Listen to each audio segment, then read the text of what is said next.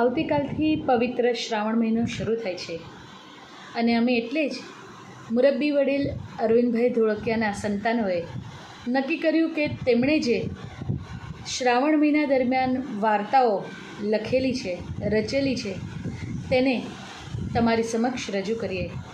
આપ સર્વેએ વાર્તાઓ વાંચી હશે, સાંભળી હશે, પરંતુ અમારી પેઢી, અમારા પછીની પેઢી પણ આ વાર્તાઓ સાંભળે અને એમાંથી કંઈક સરસ શીખે એવી જ નાનકડી ઈચ્છા સાથે અમે આખો મહિનો એક એક વાર્તા આપ સર્વની સમક્ષ રજૂ કરશું.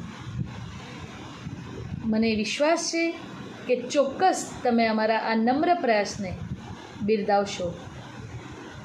ભલે અમારી માતૃભાષા ગુજરાતી છે, પણ જ્યારે હું આ વાર્તા વાંચવા બેઠી ત્યારે મને ખૂબ જ મુશ્કેલી પડી, કારણ કે અંભીનું ભાષા પર પ્રત્યેનું જે પ્રભુત્વ છે, તેમની જે લેખન શક્તિ છે, એમની જે કાર્ય કરવાની ઢબ છે, એ ખૂબ જ અઘરી છે.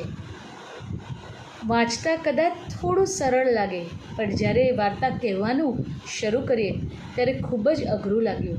અમે લોકોએ નાનકડો પ્રયાસ કર્યો છે અને તમને ચોક્કસ ગમશે જ. એ સાથે કાલથી મુરબ્બી વડીલ અરવિંદભાઈ પરિવારને સાંભળજો અને અમારો ઉત્સાહ બિરદાવજો. હરે હરે.